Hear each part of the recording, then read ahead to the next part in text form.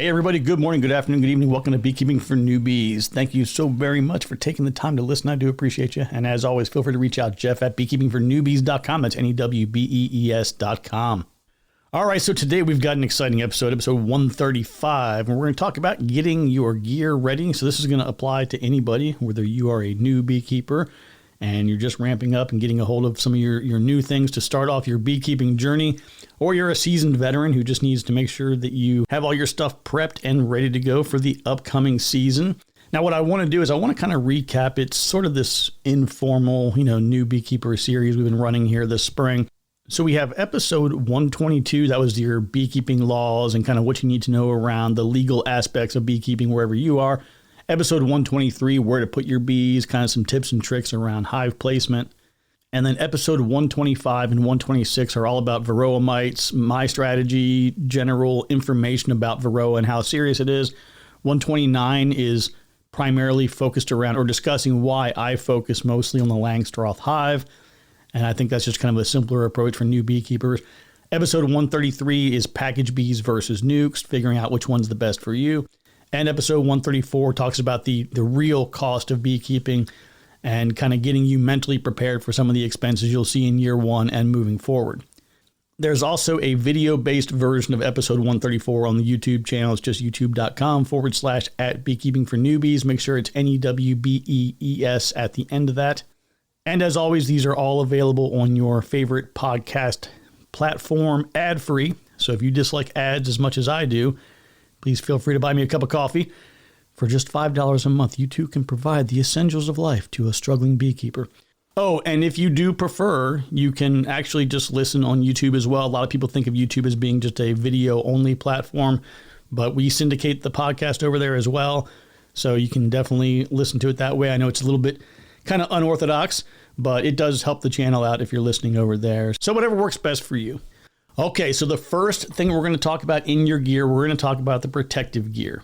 If you go back and listen from episode 1, we've probably talked about this 20 times already, but we're going to talk about it again because I know there's a lot of new folks who are just jumping in brand new. They haven't started at episode 1. They missed all that cool, exciting stuff in those first 80 or 90 episodes. It's probably more like 20 or 30, I don't know. But first off, whatever you want to get, if it's a full suit or you want to wear jeans and a jacket, just make sure you've got something to protect yourself. At a minimum, I say, you got to have a veil. If you're wearing thicker clothing, like let's say it's still springtime, you've got jeans on, maybe you're going to have a sweatshirt on, and you're pretty well protected with that. Obviously, they're going to find a way in if you agitate them. But just having your physical, your skin physically covered is going to make a difference. But I still recommend for the newbies out there to go ahead and get the full suit if you can. But full suit is definitely awesome. Jacket is good. Veil is pretty much a must. However you figure that out, whether it's integrated into the suit or jacket or a standalone thing, whatever works best. Now for gloves, my recommendation is still going to be when you're starting out and you're brand new and you're making mistakes.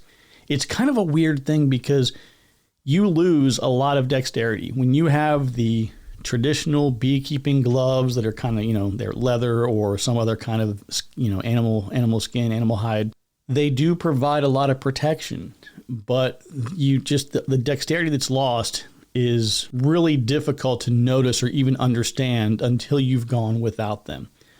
I still recommend having them, and here's a key thing, probably the most important thing about those gloves you need to know. If you wear a size large or even an XL, bump down one size. So if you wear large, buy a medium. You wear a medium, buy a small. Because like I wear large, extra large, I've got pretty beefy hands. And if I put on gloves that actually fit me, there's a couple of problems you have. One of them is that they do tend to stretch a little bit over time. Once they become loose, and this is another thing that you're not going to understand until you become an actual beekeeper and you're doing this every day or at least once a week, the sticky substance inside the hive called propolis, the bees are going to put this on everything. It's great for keeping things secure. It's great for closing up holes. It is great for locking in any kind of bad things that get in. Like they have hive beetles go into a corner. Sometimes they can't get them to come out of the corner. They'll propolize a barrier around them and just entomb them and manage it that way. So propolis is a really cool thing. But when it gets on your gloves, it is a pain in the butt. And even if you're using different kinds of gloves, what we'll talk about in a second, but when you get that propolis on your gloves, all your fingertips, everything gets really sticky. Now you got this loose fingertip kind of dangling around. It's weird. And I found a picture. I posted it in our Discord room the other day. I think it was my first season beekeeping, and it's just a disaster. Like, I've got everything is a mess, but one thing you can see is I'm wearing these big goofy gloves. It makes things much more difficult. But I still recommend starting with like a traditional, again, leather type or, faux leather or whatever kind of glove to start with. What I want you to be working towards is no gloves at all. And this is a really scary concept. When you first think like, oh my God, I don't want to get stung. You kind of need to get stung, which is a whole separate, allergy discussion to have. But the more you get stung, the more you kind of get used to it. Yes, it still hurts and it still kind of stinks, but you will get used to it. Your body's response to it should diminish over time. If it's getting worse, definitely consult an allergy specialist. May not even be a bad idea to do allergy testing before you get too far into beekeeping, before you make big financial investments. But I think your goal really needs to be getting to no gloves, because you'll find that the bees, if you have a nice, gentle hive and you're slow, you're methodical, you're taking your time, because that's another challenge. When you're new, you're like, I got to get this done now. It's scary. It's kind of scary. It's a new thing. You're going to want to move probably faster than you should. So when you're moving faster, you're doing something you're not familiar with, you're going to make more mistakes, and then you have a greater likelihood of them possibly stinging you or getting a little bit aggressive towards you. But when you get to the point where you have no gloves on, you feel everything. You go to grab a frame and you can feel a little wiggling under it. And you're like, oh, sorry about that there, little lady. And you can move your finger out of the way and that little bee walks off, and then you can pull the frame out. When you have those big goofy gloves on, you don't feel that. You squish her. Then she gets squished and then everybody around her gets mad. You just killed her sister. It gets a little bit rough. Now, as a transitional thing that a lot of people do, and some people never transition away from this, they just do this. And that's it. And that's completely fine. They go with like the light blue nitrile gloves. Now, if you aren't familiar with the term nitrile, some people don't know that. It's just basically like kind of like your medical type of glove. Or, they have them in Harbor Freight for, when you're working on vehicles, doing oil changes or working around grease. You can throw those gloves on, do what you got to do, throw the gloves away. You don't end up with all the stuff, under your fingernails and everywhere else, spending a week trying to scrub off all that grease.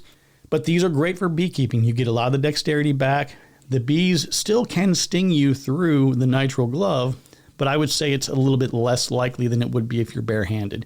So definitely not a bad way to go at all. As one of our Discord members, DJ, will tell you, you don't want to be using the thicker 9mm, I think it is, black gloves, because that is actually coincidentally the same color as a black bear. And he found that he did get stung a couple of times wearing the black nitrile. So go with that lighter color if you can. The next thing I want you to make sure that you have and that you have ready to go is a smoker. This is, again, it's kind of an essential tool. Some people think it's the most important. I myself, as I mentioned recently, I think the Hive tool is more important. But however you prioritize it, they're still important. So you get your smoker, your fuel, and what you want to use for smoker. The most important thing here is don't start using accelerants. Right? This is not where you're going to be using gas, kerosene, diesel, or anything else to light your smoker. Just use things you find in nature, small sticks. You can start it off with a little bit of a paper. Like I have all that excess paper that comes from Amazon packages and stuff. Just a little bit of that, whatever, just something to get it started. But you're going to treat this just like a small little fire that you're going to make at a campfire. Lots of small stuff to get it going, bigger stuff to keep it burning. And you really want to you can get the fire kind of ramped up so you get coals in there, but you don't want to have it actively creating large flames when it's time for you to smoke the bees. You want that smoke to be a little bit cooler. You don't want to send out a real hot smoke. Now, as far as Hive tools go, we've talked about it before, but you can go to Amazon or wherever you like to buy your Hive tools. One thing you could do is they're dirt cheap. I mean, you can get these out of China for like $1 a piece, but of course, if you sell them on Amazon fees and shipping, and they end up being $6 or $7 a piece. But if you go in on a bigger purchase, let's say that you have a couple of friends that want to do that, you can buy 20 of them probably for like $25 and you get them really cheap. Get whatever style you like. 2 recommendations I have for you on that is pay attention to the scraping edge of that. Sometimes they are really, really sharp, so it's almost worth taking a file and just touching it up a little bit just to dull it down. And by the way, don't use a screwdriver. I know we talked about this before too. A flat tip screwdriver will just destroy the wood on your hives. Use the Hive tool. It distributes that energy across the full size of the Hive tool when it's separating hive bodies. and it reduces the risk of damage. So definitely use the Hive tool versus the screwdriver. There is the type that has the J-hook. I've told you before that I'm not a huge fan of it. It's not that I don't like it. Conceptually, I think it's amazing. It's just you have to make sure that if you have a lot of propolis on your frames, you want to just get the frame moving side to side a little bit before you start J-hooking it. Because if you try to remove the frame with the J-hook, if this doesn't make sense to you, sit tight. I'll order one on Amazon, and I'll do a video showing you guys exactly what I'm talking about. Make a quick note about that right now. Okay, I just made a quick note to do a video on exactly what I'm talking about with that J tool. But basically what it allows you to do, if you're not familiar with these, you slide that end of the Hive tool in between a couple of frames, and then you want to turn it perpendicular to the frames, and you'll use one edge as a lever off of one frame, and the J will lift up and under the adjacent frame. And it's really cool. Like I said, it works great. The problem, like I said, I did it one time and I ripped the whole top bar off the frame because everything was so propolized. But just get whatever one works for you. Get multiples, try them out. They're only, $7, $8, $9 a piece or something like that. So get a couple of them to have around. It's always good to have a spare. Okay, now your Hive equipment, we've gone through this pretty deep in the past, so I'm not going to go quite too deep today. But if you're using a Hive stand, figure out what that's going to be. Whether you're building a custom stand, whether you're putting it on 4x4s, you can put 4x4s that are treated down on the ground, put a bottom board on top of that, and you're done. If you want to set those on cinder blocks, get them a little bit higher off the ground. That's what I do. I did a video about that recently. Check out the YouTube channel where you'll see how I just put them up on 4x4s. It's just like a cinder block with 4x4s sitting on. If you wanted to stack them higher and make everything higher, you can certainly do that as well. Pallets are still good. Just be creative. That's one thing that's really important too. And I know I've mentioned it before, but my trademark thing is like beekeep your way, right? There are going to be a million people telling you, you got to do it this way. You got to do it that way. This has to be like this. This has to be like that. There are a few things out there that sort of just have to be one way, and there aren't a lot of options. When it comes to stuff like this, here's your concern. So you have hive beetles in some places. Hive beetles, when they're in their larval stage, they'll crawl out the front door of the hive, land on the ground, pupate in the ground for 30, 40 days, and then they come out as an adult hive beetle. So if they are right there at the hive, that certainly makes it a little bit easier for them to cause more problems in that hive or nearby hives. But if you laid down a whole bunch of stone underneath your hives, as an example, or maybe you had a piece of tarp and you just had all of your stands were sitting on this piece of tarp, and you just went by every now and then with a leaf blower and kind of blew things off of it so that it didn't have a bunch of debris or whatever. Do whatever you want to do. Put a piece of plywood down, whatever you have available.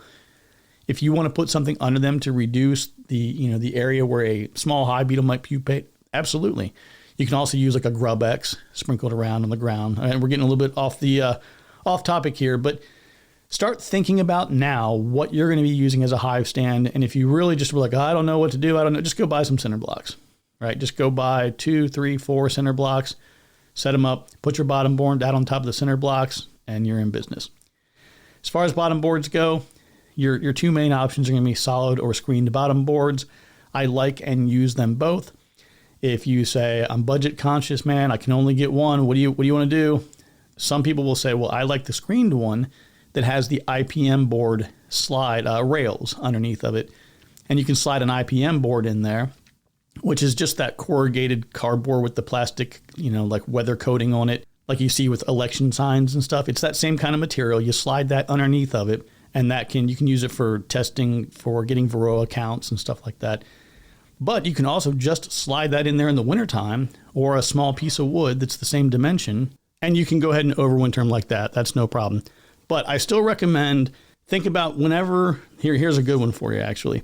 Whenever you're thinking, man, I'm not really sure what to do, like what's going to make sense for this setup or this configuration or this solution for my bees, think about the tree. Look outside.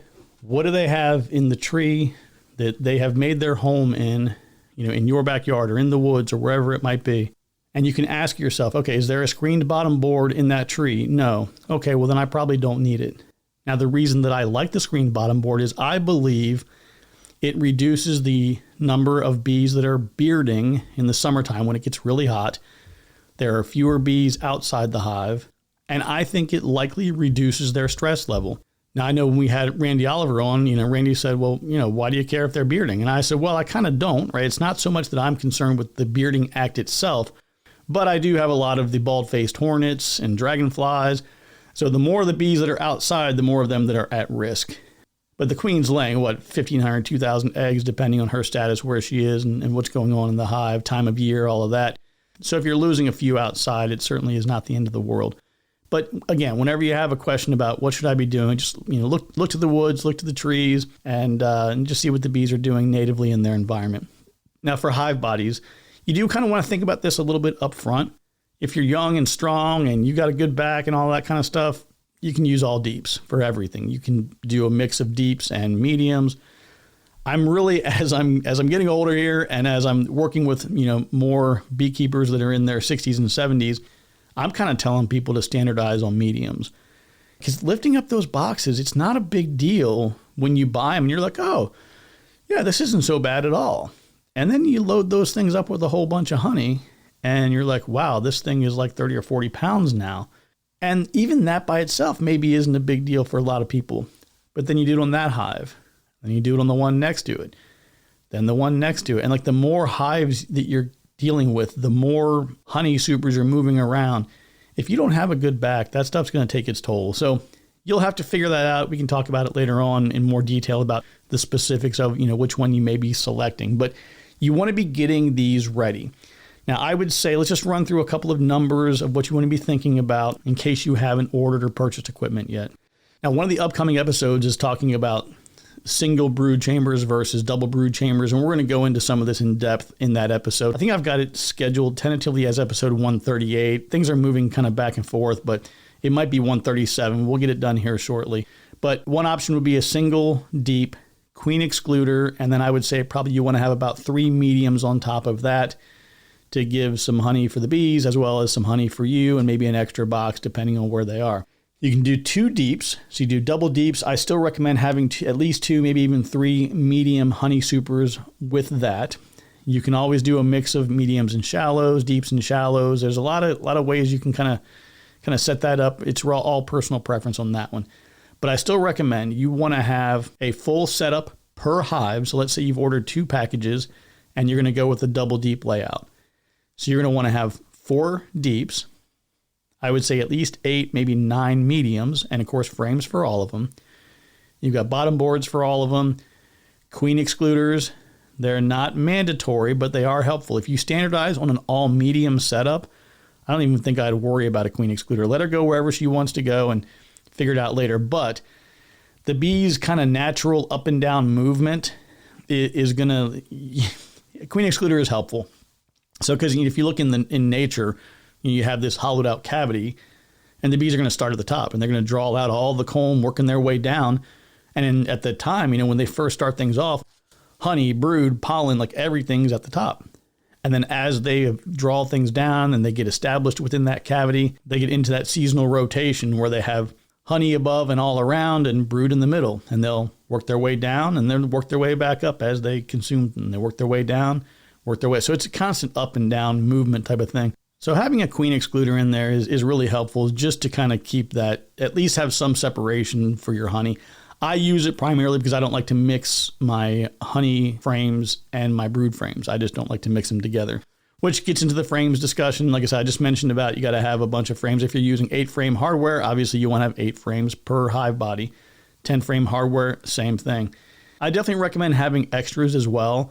Like you can buy a lot of these in bulk, like if you buy the right cell stuff, it's, 20 of them per package if you want. So if you did that and you said, okay, well, it's 20 frames in 2 deeps. So you would buy, I would say probably 3 boxes. So that gives you enough to fully populate 5 deeps. And that's not a bad way to go.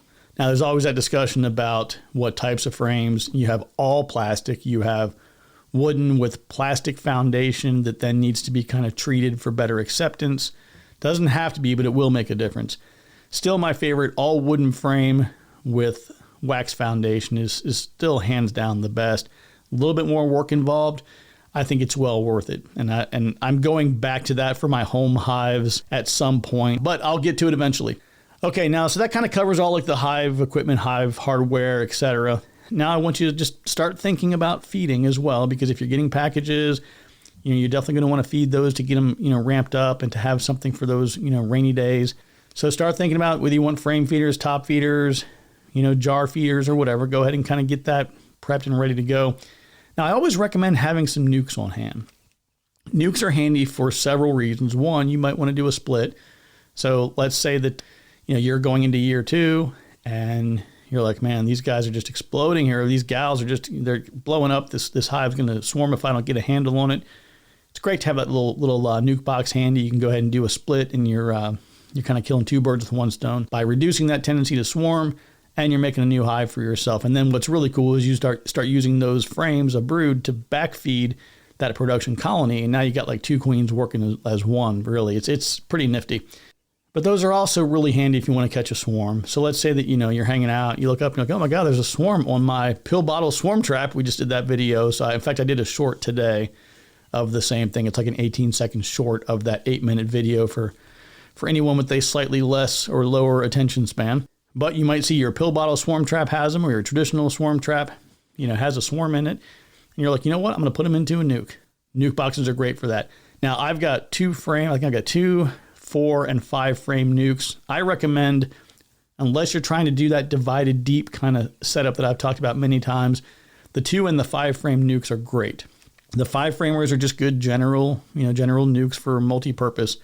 The 2 frame nukes are really cool if you're just trying to make new queens, because you can throw a frame of brood in there with a young queen, cut them loose, and she'll lay up the whole thing, get crowded up, and right away she'll start making swarm cells. And you can start taking those cells out, and you make that a little bit of a miniature, almost like a cell builder colony from a 2 frame nuke, which is something we should probably do this year. Let me take a quick break, and I'm going to add a note about using 2 frame nukes for little queen factories. Okay, that note is done. So one thing I was really terrible about for a long time is I would say something on the podcast and I would say, hey, yeah, we got to talk about this thing. I should do a video about that. I would completely forget about it. And then people would ask me 6 months later, like, hey man, what happened with that thing? And I was like, yeah, I kind of forgot about that. So now I have this great, I've told you guys about it before. It's called Obsidian, Obsidian. It is a great like note-taking system. And I use this for all the episodes, all my videos, and I can just run through and keep track of everything. And it's amazing. I'm really happy with it. And it's free. So that's pretty cool. Anyway, so I just made a quick note about how to make a little queen factory out of a 2 frame nuke. So we'll try to do that this year as well.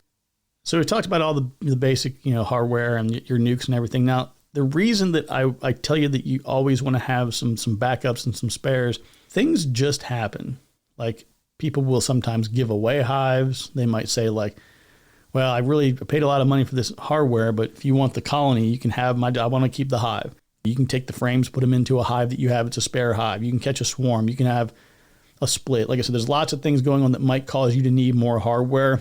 My general rule, like if you had 2 starter colonies, I always say, well, it's good to have 1 backup.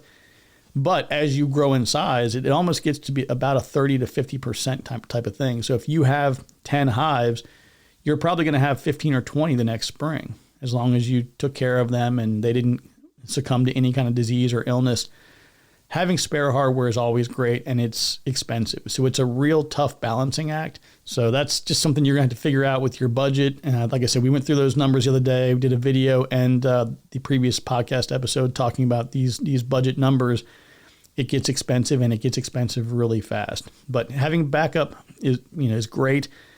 If you want to kind of reduce a little bit of those costs, what you can do is, like I've used a lot of nukes, and I've mentioned this before, but you can take like a 5 frame nuke and just stack them like 4 high if you want. It's a simple configuration, simple setup. You can go to Home Depot, Lowe's, Menards, whatever your favorite, Canadian Tire. Go to your favorite hardware place or place that has stuff. I don't even know if Canadian Tire sells plywood, by the way. They seem to have everything else. So anyway, wherever you buy your plywood and things from, it's easy to make nuke boxes. They're very straightforward. You don't have to do anything fancy or special with them, and that can definitely help reduce some of your cost. Now, I'm going to call this, especially in year 1, this is definitely an optional thing, probably not necessary for year 1, but as you're moving into years 2 and on, I'm talking about some honey harvesting gear. In year 1, I don't recommend that people harvest honey. There are some places where it's not an issue at all. The flow is so massive and there's so much forage available, and you have a really good long flow, and it's not a big deal at all. In a lot of places, and I think it's safer to say in most places, if you have a year one colony just starting out, and I'll use the example of myself. I've got some package bees coming to the house. I haven't had bees regularly at the house here for a couple of years. But packages are going to show up, let's say 1 April. There is no drawn comb. I probably will catch a swarm before I get my package bees started. So think about that. If you have an explosion in the size of the colony, that means you have a whole bunch of new workers emerging. If that's the case, those eggs were laid at least 21 days ago to begin that surge, which means realistically, probably 5 or 6 weeks ago is when those eggs were being laid. So we're already going to be a month and a half behind as the flow is ramping up. So in addition to building up the colony itself, then they have to, of course, they're drawing out all the new comb. If you don't have any comb that you can give them, drawing out all the comb, building up all the resources just for themselves. They've got to have enough to make it all the way through the summer, potentially all the way through the fall if it's a light fall flow. And then they got the winter right behind that. So I don't recommend taking honey in year one. But honey is another one of those things. It's like anything else that you do in life. There's budget ways of doing things, and there's the high-end way of doing things. Like here in the U.S., I buy all of my, probably 95% of my tools and things. I go to this very elite local place. And I don't like to brag, but it's mostly for people who are very affluent. It's a place called Harbor Freight, where we can get only the finest merchandise. Now, I joke around about that, but Harbor Freight, it used to be a little junky. Like, a lot of stuff that was made on cheap contracts overseas. So they weren't using the best of materials, not the best tolerances on things. And it was really hit or miss. They've upped their game like in the past 5 years or so. I pretty much buy everything from them. And it's great. It's a good budget place if you're not familiar with it, or if you're not from the U.S. It's a great place with just lots of kind of budget tools. And, even some of it is almost good enough now if you're, to use as a professional, if you are in a professional field. But I digress. Honey harvesting is the same way. You can go out and you can spend thousands of dollars on high-end extractors and decapping machines. And there's so much that you can do.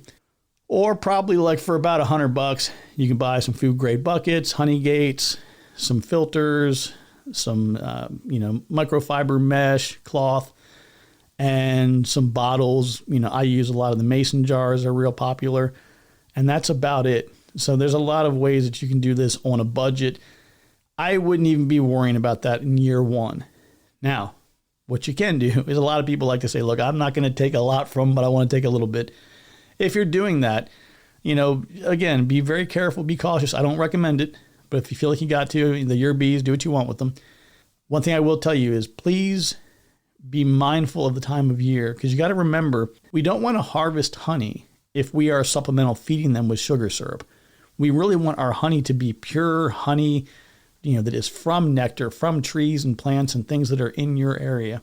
The reason I prefer to only use and harvest spring honey is because there's a far greater likelihood that my bees are getting everything 100% from nature. Once you get beyond the springtime, you can say, no, I haven't been feeding. And the person 3 streets over, a mile from you, has had bucket feeders of sugar syrup for 3 months. And your bees are just raiding that sugar syrup, right? So I recommend only taking the honey in the spring during the flow. Again, you do what you want to do. I'm not gonna tell you how to run your harvest there. But there are things that you can get that are a little bit budget.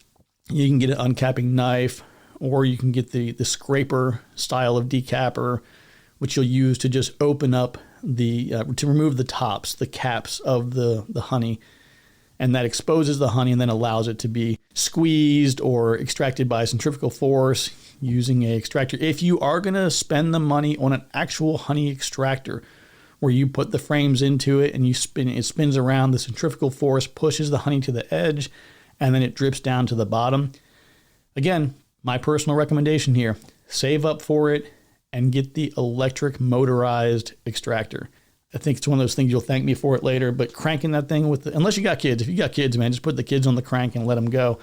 But if you're doing that yourself, get the motorized one. Little word of caution, I bought my motorized one from China, and I was checking something out right before I used it the first time.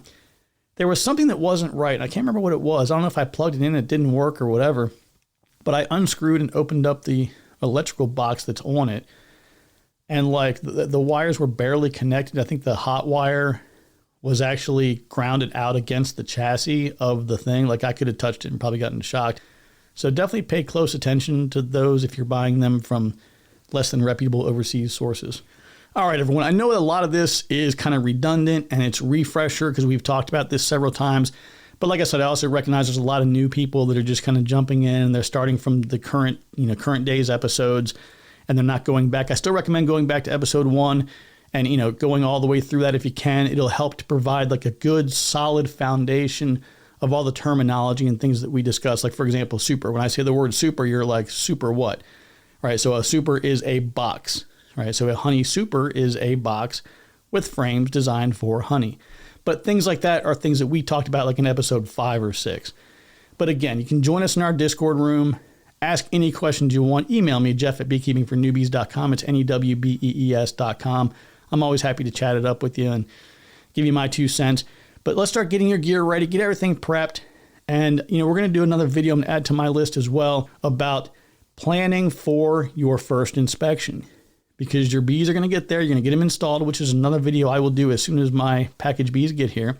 But you need to understand what you're going to be doing during your inspection, and I'm going to walk you through that as well. But just start getting all your gear ready, get things prepped, get things painted, and you'll be a little bit ahead of the game when they finally arrive. So check us out on YouTube. It's just youtube.com/@beekeepingfornewbies. We're putting things out pretty regularly now that the spring ramp up has taken place. Like I mentioned before, we got the pill bottle swarm trap video. We got both the long and short version of that. The do you really need a landing board video? And I don't think I'm going to get to the one I wanted to do today, but I am going to do one about installing nukes and what you have to do for that. So we'll get that out later on in the week. Because I get so many questions about that. What's the best way to install my nuke? So we'll talk about that in addition to the discussions and things we've talked about package bees. So again, jump in the Discord room. It's getting busier now that the season is starting to ramp up. I think we're getting 4 or 5 new folks a day, and that's always fun. Go to the Beekeeping for Newbies homepage. There's a download section you can go to. If you want to go download swarm trap plans, 5-frame nuke plans, there's a few other things there. Just go ahead and check that out. Those are all, obviously, they're free for your use. I got them for free, so they're free for you. And I believe that is all that I've got for you today. I got to get back out to the yard and put a few swarm traps together and just get back to the bee stuff. So take care, be kind to one another. Remember that I love you, and there's nothing you can do about it. We'll talk to you soon.